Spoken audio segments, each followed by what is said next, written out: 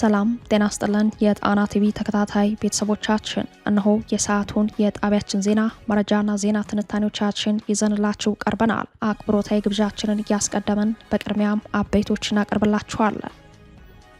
የፋኖ ኃይሎች ከደብረ ብርሃን ከተማ በቅርብ ርቀት ከአገዛዙ ጦር ጋር ከፍተኛ ውጊያ ሲያካሂዱ ውለዋል። በጎንደር የምርጫ ካርድ ለማሰራጨት የተሰማሩ አመራሮች በፋኖ ኃይሎች እርምጃ ሲወሰድባቸው፣ በወሎ ቤት አማራ አዳዲስ የውጊያ ግንባሮች ተቀስቅሰዋል። ዝርዝር የግንባር መረጃዎቹ ቀጥታ ከግንባር ይቀርባሉ። የአማራ ተወላጅ የፖለቲካ እስረኞች ከግዙፉ እስር ቤት የድረሱልን ጥሪ ሲያሰሙ፣ አርበኛ እስክንድር ነጋ በበኩሉ ከትግሉ ሜዳ ለመላው ለአማራ ሕዝብ እንዲሁም ለፍትህና ለሰብአዊነት ለቆሙ ወገኖች ሁሉ ጥሪውን አቅርበዋል። አርበኛው የአሸናፊነት ታሪካችን በእጃችን መጻፍ አለብን ሲል ከትግሉ ሜዳ ያስተላለፈውን ቃል በዜናችን ይዘነዋል።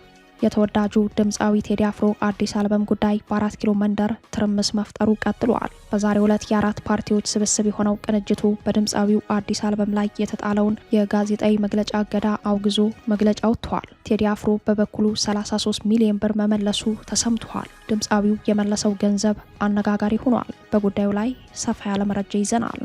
በአሜሪካና እስራኤል መሪዎች መካከል የዲፕሎማሲ ቁማር አካል የሆነ የቃላት ጦርነት ከፍ ብሎ በመሰማት ላይ ነው። የኢራኑ ፕሬዝዳንት ኢራን ጦርነት አትፈልግም፣ ነገር ግን ለጠላቶቿ አትንበረከክም ሲሉ፣ ፕሬዝዳንት ትራምፕ በበኩላቸው ሁሉም አማራጮች በጠረጴዛ ላይ ናቸው፣ ዲፕሎማሲያዊ ንግግር ካልተሳካ የኢራንን የኒውክሌር ተቋም ኢላማ ያደረገ የአየር ወይም የክላስተር ጥቃት እንደሚሰነዝሩ አስጠንቅቀዋል። ለሰዓቱ የመረጥንላችሁ ዜና ትንታኔያችን ነው። እነዚህንና ሌሎችን ይዘናል። አሁን ወደ ዝርዝር መረጃዎቹ እናምራለን።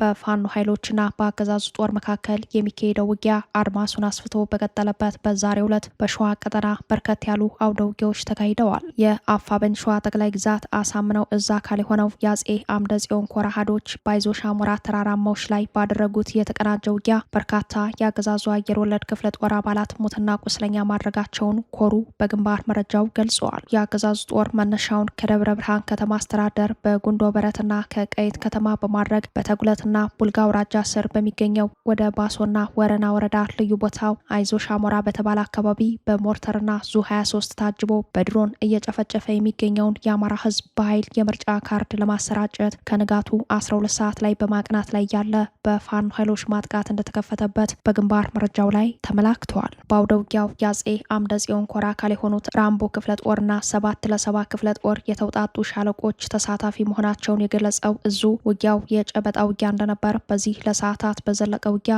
ቁጥራቸው በውል የማይታወቁ የአገዛዙ ሰራዊት ከጥቅም ውጭ ማድረጉን አረጋግጠዋል። በደፈጣ ጥቃት የተጀመረው ውጊያ ወደ ጨበጣ ውጊያ ተቀይሮ በአገዛዙ የቀይ ቦኔት ለባሽ ላይ የደረሰው ሰብአዊ ኪሳራ ከ2 አምቡላንሶች በላይ አስከሬንና ቁስለኛውን ወደ ደብረ ብርሃን ከተማ ሲያመላልስ ውሏል ሲል ያስታወቀው እዙ ውጊያው ተጠናክሮ መቀጠሉን፣ አገዛዙም በደረሰበት ከፍተኛ ምት በመደናገጥ በዘፈቀደ የሞርታር ቅንቡላ ወደ ማህበረሰቡ ሲወረውር መዋሉን ገልጸዋል። በዚህ አውደ ውጊያ በፋኖ ኃይሎች በኩል ይህ ነው የሚባል የከፋ ጉዳት አለመመዝገቡን እዙ አክሎ ገልጸዋል። በተመሳሳይ የውጊያ መረጃ ከደብረ ብርሃን ከተማ በቅርብ ርቀት ላይ በኩኬለሽ እስከ በዞ ድረስ በነበረው አውደ ውጊያ ክፉኛ የተመታው የአገዛዙ ጦር ይህ ዜና እስከጠናቀረበት አመሻሽ ድረስ ሞትና ቆስለኛውን እየሰበሰበ መሆኑን የፋኖ ምንጮች ገልጸዋል። ውጊያው ከደብረ ብርሃን ከተማ በቅርብ ርቀት የተካሄደ መሆኑን በአገዛዙ የፖለቲካና ወታደራዊ አመራሮች ዘንድ ከፍተኛ መደናገጥ ፈጥረዋል። በሁለቱም አውደ ውጊያዎች ጉዳት ያስተናገዱ በርካታ የአገዛዙ ጥምር ጦር ቁስለኞች በደብረ ብርሃን ሪፈራል ሆስፒታል ሕክምና ላይ መሆናቸውንም ሰምተናል። በተያያዘ ዜና ናደው ክፍለ ጦር በመራቤቴ ቀጠና ባደረገው መጠነ ሰፊ የማጥቃት ዘመቻ ክፉኛ የተመታው የአገዛዙ ጦር የበቀል እርምጃውን በሞርተር ተራራዎችን ሲደበድብ መዋሉን የፋኖ ምንጮች ለጣና ዘጋቢ አረጋግጠዋል። በሌላኛው የግንባር መረጃችን በጎንደር በለሳ ቀጠና በኪንፋዝ በገላ የምርጫ ካርድ ለማሰራጨት የተሰማሩ የብልጽግና አመራሮች ላይ የፋኖ ኃይሎች እርምጃ መውሰዳቸው ተሰምተዋል። በኪንፋዝ በገላ ወረዳ ገጠራማ አካባቢዎች የምርጫ ካርድ ለማሰራጨት በተሰማሩ የወረዳው የብልጽግና አመራሮች ላይ የማያዳግም እርምጃ መውሰዱን ያስታወቀው የአፋብኃኝ ጎንደር ጠቅላይ ግዛት በላይ እዝ ዳግማዊ ቴዎድሮስ 5ኛ ኮር ነው። ዛሬ ሚያዝያ 7 ቀን 2018 በኮሩ ስር የሚገኙ የፋኖ ኃይሎች ልዩ ስሙ አጥላ ተብሎ በሚጠራው የወረዳ ቀበሌ በሁለት አቅጣጫ የመጡ የብልጽግና አመራሮችና አጃቢዎች ላይ በፈጸመው ማጥቃት የወረዳው ሚሊሻ ጽሕፈት ቤት ኃላፊን ጨምሮ በርካታ አመራሮች ክፉኛ መቁሰላቸውን፣ ሌሎች ለጊዜው ማንነታቸው ያልተለየ የስራ ኃላፊዎች መሞታቸውን አረጋግጠዋል። ክፉኛ ከቆሰሉት የወረዳው አመራሮች መካከል አቶ ለምለሙ የኪንፋዝ በገላ ወረዳ ሚሊሻ ጽሕፈት ቤት ኃላፊ፣ 10 አለቃ ገብሬ ሙጬ የኪንፋዝ በገላ ወረዳ ሚሊሻ ጽሕፈት ቤት ስምሪት ኃላፊ፣ አቶ ገብሬ ስጦታው የአጥላ ቀበሌ አስተዳዳሪ መሆናቸውን ያስታወቀው አፋብን ጎንደር ጠቅላይ ግዛት በላይ እዝ ነው። በሌላ የግንባር መረጃችንም በወሎ ቤት አማራ ቀጠናዎች ከባድ አውደ ውጊያዎች ሲካሄዱ መዋሉ ተሰምተዋል። በተለይም የምኒልክ እዝ ልዩ ዘመቻ በራያ ቆቦና በጊዳን ወረዳ ግንባሮች ታላቅ ድል መቀዳጀቱን ያረጋገጠው አፋብን ውጊያው በከባድ መሳሪያ የታጀበ መሆኑን ገልጸዋል። በወሎ ቤት አማራ ምኒልክ እዝ ስር የሚንቀሳቀሰው የልዩ ዘመቻ ኃይል በራያ ቆቦና በጊዳን ወረዳ አቅራቢያ ከአገዛዙ ሰራዊት ጋር ባደረገው ብርቱ ተጋድሎ ታላቅ ወታደራዊ ድል አስመዝግቧል ያለው እዙ የጊዳን ወረዳ መቀመጫ ከሆነችው ሙጃ ከተማና ከወንዳች ተነስቶ በሁለት ድሮኖች በቢኤም 107 እና በዙ 23 ሜካናይዝድ ጦር የታጀበ ከፍተኛ እግረኛ ኃይል ጥቃት ቢሰነዝርም የልዩ ዘመቻ አባላት ጥቃቱን በመመከትና መልሶ ማጥቃት በመሰንዘር በአገዛዙ ጦር ከባድ ሰብአዊና ቁሳዊ ኪሳራ አድርሰዋል ነው ያለው። በተለይም በቀይ አፈር ግንባር በተደረገው እልህ አስጨራሽ ውጊያ ከ89 በላይ የሚሆኑ የ61ኛ ክፍለ ጦር የመከላከያ ሰራዊት አባላት መደምሰሳቸውን የእዙ መረጃ ያመላክታል። የብልጽግና ጦር ከጠዋት ጀምሮ በከባድ መሳሪያዎችና በአየር ኃይል ድጋፍ የታገዘ የተቀናጀ ማጥቃት ቢያደርግም የአማራ ፋኖ አይበገሬነትን መቋቋም ተስኖት ወሳኝ የውጊያ ቀጠናዎችን ለቆ ወደ ኋላ ማፈግፈጉ በግንባር መረጃው ላይ ተመላክቷል። አድማጭ ተመልካቾቻችን የዚህን አውደ ውጊያ ዝርዝር መረጃና ተጨማሪ የግንባር ውሎ መረጃዎችን ዘጋቢያችን እንደሚከተለው ያደርሰናል። ሰላም ጤና ይስጥልን፣ እንደምን ዋላችሁ። ወደ ሰዓቱ የግንባር መረጃዎች ስናመራ በወሎ ቤት አማራ እንደዚሁም በሸዋ ቀጠና እየተደረጉ ስላሉ አውደ ውጊያዎች ላይ ያተኮረ ይሆናል። በወሎና ሸዋ ቀጠና የፋኖ ኃይሎች በአገዛዙ ላይ ከፍተኛ ኪሳራ ማድረሳቸው ተገለጸ። በወሎ ቤት አማራ ራያ ግንባር ከትናንት ጀምሮ ይህ ዜና አስተናቀረ ባለበት ሰዓት መደበኛ የግንባር ውጊያ እየተካሄደ ይገኛል። አፋብን ምኒልክ ዕዝ 102ኛ ኮር በሰሜን ወሎ ዞን ራያ ቆቦ ከተማን በከፊል በቁጥጥር ስር በመዋል ታላቅ ድል ማስመዝገቡን ገልጿል። ምኒልክ ዕዝ 102ኛ ኮር በአገዛዙ ጦር ላይ መብረቃዊ ጥቃት በመፈጸም በራያ ቆቦ ዙሪያ ያሉ ቀበሌዎችና የራያ ቆቦ ወረዳ ዋና መቀመጫ ቆቦ ከተማን በከፊል ተቆጣጥሮ መዋሉን አሳውቋል። በተጨማሪም የ102ኛ ኮር እስከ ቆቦ ከተማ ዘልቆ በመግባት የ105 የፌዴራል ፖሊስና ከ250 በላይ የመከላከያ ሰራዊት ማስወገዱን በግንባር መረጃው ላይ አሳውቋል። ተወርዋሪው ልዩ ዘመቻ ደግሞ በቀይ አፈር በነበረው ተጋድሎ 89 የመከላከያ ሰራዊት ማስወገዳቸው ተገልጿል። በዚህ በሁለቱም በኩል በሜካናይዝድ በታጀበ ከባድ ፊልሚያ ያገዛዙ ጦር ከጧት ጀምሮ በድሮን በቢኤም በዙ 23 በመድፍና በታንክ የተጠናከረ ማጥቃት ያደረገ ሲሆን የፋኖ ኃይሎችም ዘመቻ አርበኛ ለመዋሴ ብለው በሰየሙት የማጥቃት ዘመቻ 102ኛ ኮር እንደዚሁም ተወርዋሪ የሆነችው ልዩ ዘመቻ በጥምረት ባደረጉት ማጥቃት በሰሜን ወሎ ዞን ቆቦ ከተማ በከፊል በመቆጣጠር የፌዴራል ፖሊስና የመከላከያ ሰራዊት ላይ ከፍተኛ ደረጃ ሙትና ቁስለኛ ማድረጋቸውን አሳውቀዋል። ከትናንት ከጧት ጀምሮ በተጀመረው ዘመቻ አርበኛ ለመዋሴ ተጋድሎ በአገዛዙ ላይ ወታደራዊና ፖለቲካዊ ስበት ማዕከሉን በመለየት የ102ኛ ኮር በጮቢበር ድሽቃውን ያገዛዙን ድሽቃ በፋኖ ሞርታር ሙሉ በሙሉ በማውደም በካራይላይና በጠስጣዛ ካምፕ በከፍተኛ ደረጃ እርምጃ የተወሰደ ሲሆን በተወርዋሪዋ ልዩ ዘመቻ በቀይ አፈርና በአቦሃይ ጋሪያ በተመሳሳይ የፋኖ ጦር የኃይል የበላይነት በመውሰድ ከላይ የተጠቀሱትን የገጠር ቀበሌዎች ከተሞችን በቁጥጥር ስር ማዋሉን አሳውቋል። ያገዛዙ ጦር 01 ቆቦ ዙሪያ የቀመሌ ተክለ ሃይማኖት ቤተክርስቲያንን በመድፍ በመምታት እንዲሁም የንጹሃን አማራዎችን ቤት ፋኖ ለማስለቀቅ በሚል በመደብደብ የሲቪላውያን ሕይወትን በከባድ መሳሪያ ቀጥፏል ሲል ምኒልክ ዕዝ ህዝብ ግንኙነት መምሪያ በግንባር መረጃው ላይ ገልጿል። በተያያዘ የግንባር መረጃ አፋብን ሸዋ ጠቅላይ ግዛት አሳምነው ዕዝ በተለያዩ ግንባሮች ድል መቀዳጀቱን አሳውቋል። አፋብን ሸዋ ጠቅላይ ግዛት ዕዝ አሳምነው ዕዝ አጼ ዘርዓ ያዕቆብ 2ኛ ኮር ናደው ክፍለ ጦር ያገዛዙን የአየር ወለድ ኮማንዶ ኃይልና ሚኒሻ አድማ ብተና በመራቤቴ አውራጃ ታች ቤት ቀበሌ ከሌሊቱ 9 ሰዓት ተኩል ከዋና ከተማዋ መቀመጫ ዓለም ከተማና ፊጥራ በሶስት አቅጣጫ ማለትም በቡላይ በሽፈሬ አምባና በጮሬ ቀበሌ በማድረግ ወደ ጎራንዳ ከበባ ለማድረግ ለማጥቃት አግዶ የገባውን ኃይል መምታቱን ገልጿል። በዚህ አውደ ውጊያ በአገዛዙ ጥምር ጦር ላይ የደረሰው ጉዳት በእዙ የግንባር መረጃ እንደተገለጸው አንድ ሲኖ መኪና ሙሉ ኃይል ከነተሽከርካሪው በልዩ ኦፕሬሽን ልዩ ስሙ ቡዩ በተባለ ቦታ ላይ ተወግዷል። ሻምበል አመራሮችን ጨምሮ የተገደለ ኃይል 32፣ ከባድ ቁስለኛ 9፣ ቀላል ቁስለኛ 17፣ መንገድ መሪ ሚኒሻ 4 መደምሰስ ተችሏል ሲል እዙ በግንባር መረጃው ላይ ያሳውቋል። እዙ አክሎም አፋብን ሸዋ ጠቅላይ ግዛት አሳምነው እዝ ጣይቱ ክፍለ ጦር በአገዛዙን የምርጫ ካርድ ማውደሙንም አሳውቋል። ለተጠናቀሩት የግንባር መረጃዎች ተስፋዬ ልሳኑ ነኝ ከዛው ከትግሉ ሜዳ።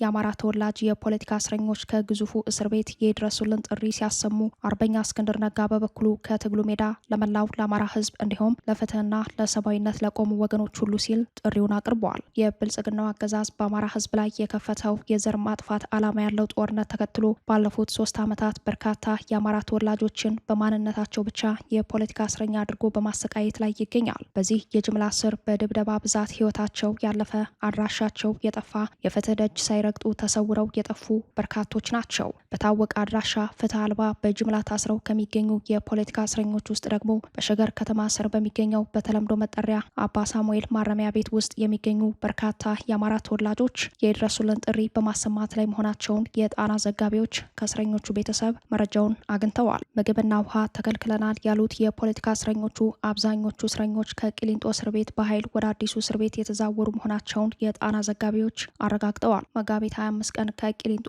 ወደ አባ ሳሙኤል ማረሚያ ቤት የተዛወሩ የአማራ የፖለቲካና የህሊና እስረኞች በማረሚያ ቤቱ እየተፈጸመባቸው ያለውን ኢሰብአዊ አያያዝ በመቃወም ዛሬ ሚያዝያ 7 ቀን ለፍርድ ቤት አቤቱታ ማቅረባቸውንም ከቤተሰቦቻቸው ሰምተናል። እስረኞቹ በችሎቱ ፊት ባሰሙት አቤቱታ መሰረታዊ የሆኑት የምግብ፣ የንጹህ ውሃና የሕክምና አገልግሎቶች በመከልከላቸው ለከፍተኛ ስቃይ መዳረጋቸውን ገልጸዋል። በተለይም ማረሚያ ቤቱ የሚሰጠው ምግብ ለፍርደኞች ብቻ ተብሎ የተዘጋጀ መሆኑን፣ እስረኞች በራሳቸው ወጪ እንኳን ምግብ ገዝተው እንዳይመገቡ መታገዳቸውን አስረድተዋል። ቤተሰብ እንደ በሶ ያሉ ምግቦችንና አልባሳትን እንዳያስገባላቸው መከልከሉ ለከፍተኛ ረሃብና ለጤና መታወክ እንደዳረጋቸው በአጽንኦት ተናግረዋል ያሉት የችሎቱ ታዳሚዎች የፖለቲካ እስረኞቹ ህይወታቸው አደጋ ላይ መሆኑን ገልጸዋል። በአሁኑ ወቅት የታሰሩበት ዞን 4 ቀደም ሲል ለከፍተኛ የዲሲፕሊን ቅጣት ተብሎ የተለየ ክፍል መሆኑን የጠቀሱት የፖለቲካ እስረኞቹ የውሃ አቅርቦት በቀን ለ15 ደቂቃ ብቻ በመገደቡ የግልና የአካባቢ ንጽህና ለመጠበቅ እንዳልተቻለ ገልጸዋል። የመጸዳጃ ቤቶች መሙላትና የፍሳሽ ቆሻሻ በየክፍሉ ወለል ላይ መፍሰስ በፈጠረው ጠረን ለተላላፊ በሽታዎች እየተጋለጡ መሆኑንና ማረሚያ ቤቱ ያለው የሕክምና አገልግሎትም እጅግ ደካማ እንደሆነ አመላክተዋል። የህግ ባለሙያዎች እንደሚገልጹት ገና ጥፋተኝነታቸው ባልተረጋገጠ የቀጠሮ እስረኞችና ፍርድ ባረፈባቸው ታራሚዎች መካከል ግልጽ የሆነ የቦታና የአያያዝ ልዩነት ሊኖር ይገባል። ሆኖም በአባ ሳሙኤል የሚገኙ እነዚህ የአማራ ተወላጅ የፖለቲካ እስረኞች ከባድ ወንጀል ፈጽመው የረጅም ጊዜ እስራት ከተፈረደባቸው ግለሰቦች ጋር እንዲቀላቀሉ መደረጋቸው ለደህንነታቸው ከፍተኛ ስጋት እንደፈጠረባቸው ለችሎቱ አስታውቀዋል። በሸገር ከተማ አስተዳደር በሚገኘው አባ ሳሙኤል ግዙፍ እስር ቤት ብቻ ወደ 100 የሚጠጉ የአማራ የህሊናና የፖለቲካ እስረኞች ይገኛሉ።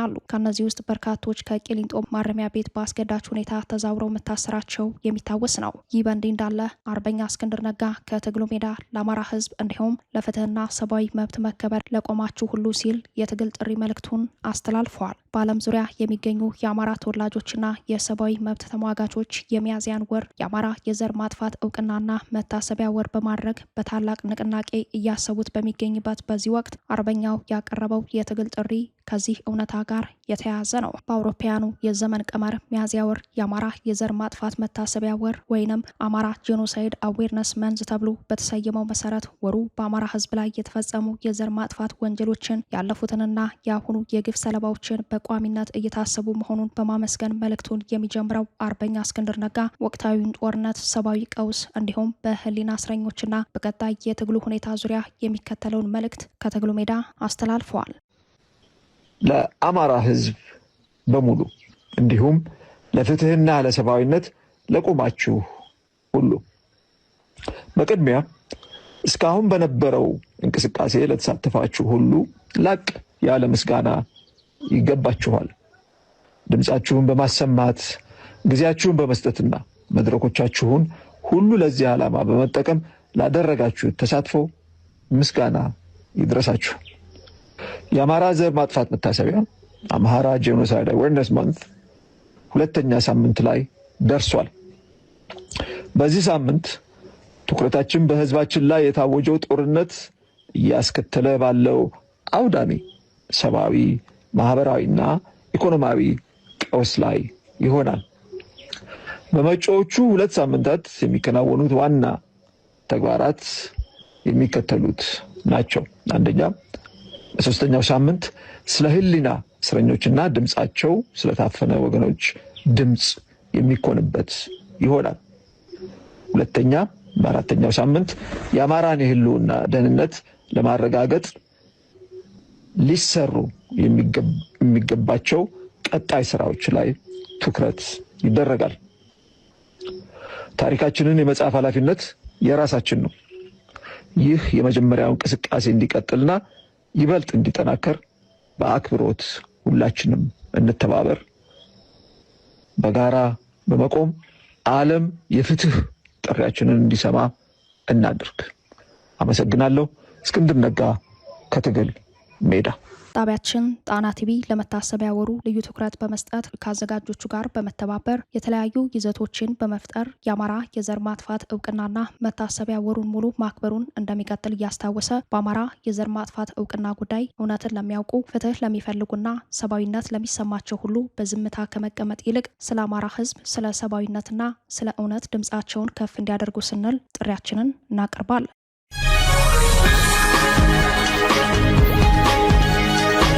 የአራት ፓርቲዎች ስብስብ የሆነው ቅንጅቱ በድምፃዊ ቴዎድሮስ ካሳሁን ቴዲ አፍሮ ላይ የተጣለውን የጋዜጣዊ መግለጫ እገዳ ሲያወግዝ ቴዲ አፍሮ በበኩሉ 33 ሚሊዮን ብር መመለሱ ተሰምተዋል። ድምፃዊው የመለሰው ገንዘብ አነጋጋሪ ሆኗል። ትብብር ለኢትዮጵያ አንድነት የተሰኘው የአራት የፖለቲካ ፓርቲዎች ቅንጅት ታዋቂው ድምፃዊ ቴዎድሮስ ካሳሁን ቴዲ አፍሮ አዲስ በሚያወጣው የሙዚቃ ስራ ዙሪያ ሊሰጠው የነበረው ጋዜጣዊ መግለጫ መደናቀፉን በጽኑ እንደሚያወግዝ ዛሬ ሚያዝያ 7 ቀን ባወጣው መግለጫ ገልጿል። ድርጅቱ ዛሬ ባወጣውና የጣና ዘጋቢዎች በተመለከቱት ይፋዊ መግለጫ እንዳመላከተው ሀሳብን በነጻነት መግለጽ ከማንም የሚሰጥ ችሮታ ሳይሆን የማይገሰስ የሰው ልጆች ተፈጥሯዊ መብት መሆኑን አስታውቋል። በሀገሪቱ ህገ መንግስት አንቀጽ 10 ላይ የሰው ልጅ መብቶች የማይገሰሱ መሆናቸውን መካተቱን የጠቀሰው ቅንጅቱ ማንኛውም ሰው ያለማንም ጣልቃ ገብነት ሀሳቡን በመግለጽ ነጻነት እንዳለው የሚደነግገውን አንቀጽ 29ንም ላብነት አንስቷል። ይሁን እንጂ በሀገሪቱ ያሉ ስርዓቶች ራሳቸው ለጻፉት ህግ ለመገዛት ሲቸገሩና ከህግ በላይ ሲሆኑ ይታያሉ ሲል ቅንጅቱ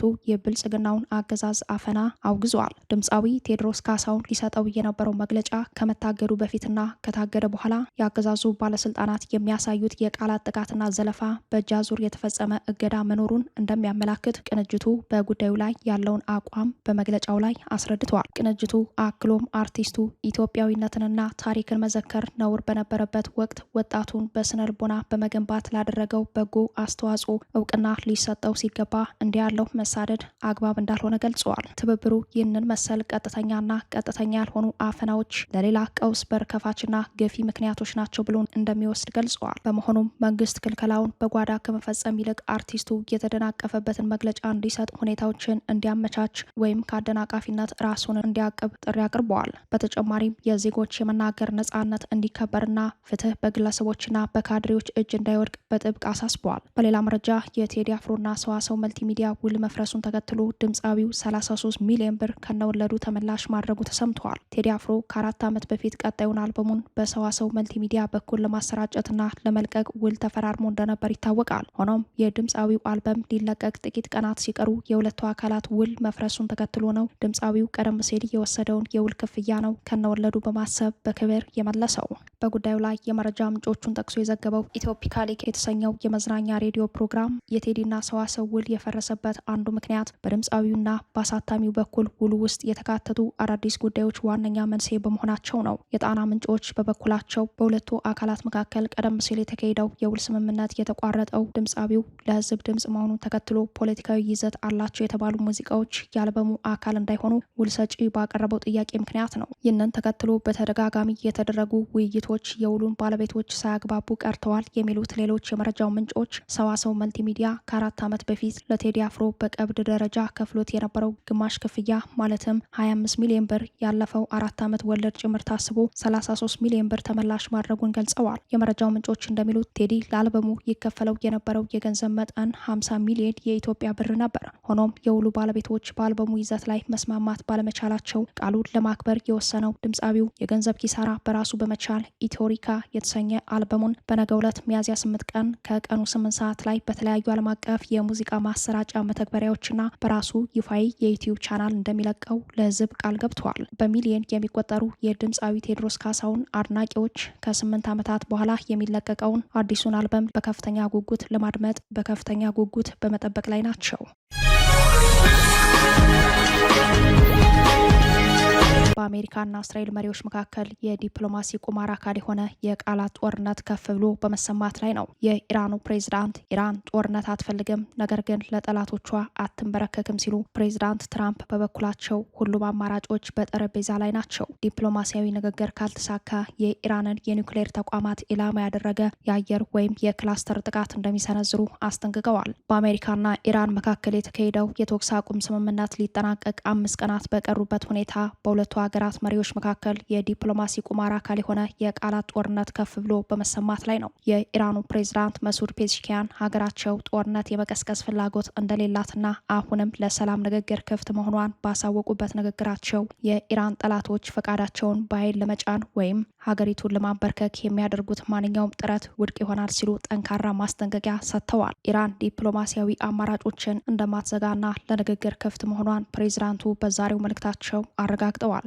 ኢራን ጦርነት አትፈልግም ያሉት ፔዜሽኪያን ነገር ግን በሀገሪቱ ላይ የሚሰነዘር ማንኛውንም የግዴታ ፍላጎት እንደማትቀበል ገልጸዋል። ጠላቶች ኢራን እጅ እንድትሰጥ ለማድረግ የሚሞክሩት ማንኛውም አካሄድ የመክሸፍ እጣ ፈንታ ይገጥመዋል ሲሉ አጽንኦት ሰጥተዋል። ይህ መግለጫ የወጣው አሜሪካና እስራኤል በኢራን ላይ የጣሉትን የባህር ኃይል እገዳና ወታደራዊ ጫና አጠናክረው በቀጠሉበት ወቅት ነው። ከዚህ ጋር በተያያዘ የአሜሪካው ፕሬዝዳንት ዶናልድ ትራምፕ ኢራን የኒውክሌር መሳሪያ የመታጠቅ ምኞቷን ትታ ወደ ስምምነት የማትመጣ ከሆነ አሜሪካ ማንኛውንም አይነት እርምጃ ከመውሰድ ወደ ኋላ እንደማትል ማስጠንቀቂያ ሰጥተዋል። ይህ ከዋይት ሀውስ የወጣው መግለጫ ከተኩስ አቁም ስምምነት በኋላ አሜሪካ ለኢራን የሰጠችው የመጨረሻ ሊባል የሚችል ማስጠንቀቂያ ተደርጎ ተወስዷል። ሁሉም አማራጮች በጠረጴዛ ላይ ናቸው የሚለው ዲፕሎማሲያዊ ንግግር ካልተሳካ የኢራንን የኒውክሌር ተቋማት ኢላማ ያደረገ የአየር ወይንም የክላስተር ጥቃት ቀደም ሲል ከተጣሉት ማዕቀቦች የከፋና የሀገሪቱን ኢኮኖሚ ሙሉ በሙሉ የሚያሽመደምዱ እርምጃዎችና ኢራን ከዓለም አቀፍ ማህበረሰብ ጋር ያላትን ግንኙነት ለማቋረጥ ያሰቡት ፕሬዝዳንት ትራምፕ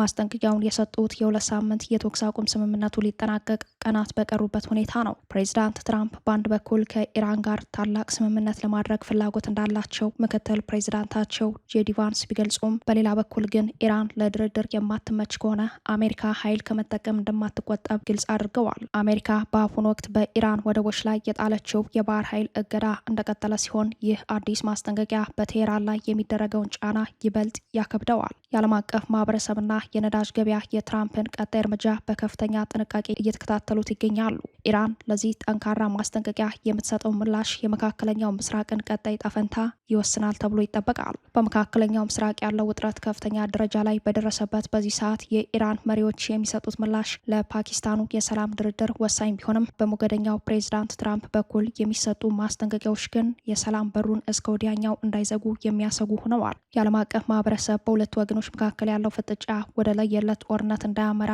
በስጋት እየተከታተለ ይገኛል። ክቡራትና ክቡራን ቤተሰቦቻችን ለሰዓቱ የተሰናዱት መረጃዎቻችን የተከታተሏቸዋቸውን ይመስሉ ነበር። አብራችሁን ስለቆያችሁ ልባዊ ምስጋናችን ይድረሳችሁ እያለን የጣና ቲቪ ወቅታዊ ዜናዎች፣ ትንታኔዎችና ልዩ ልዩ ፕሮግራሞች እንዲደርሷችሁ ቻናላችን ሰብስክራይብ በማድረግ ቤተሰብ ይሁኑ። በተሳትፎ የትግል ሚዲያው እንዲያጠናክሩ ጥሪያችን እናቀርባለን። ጣና ቲቪ ከሀቅ ጋር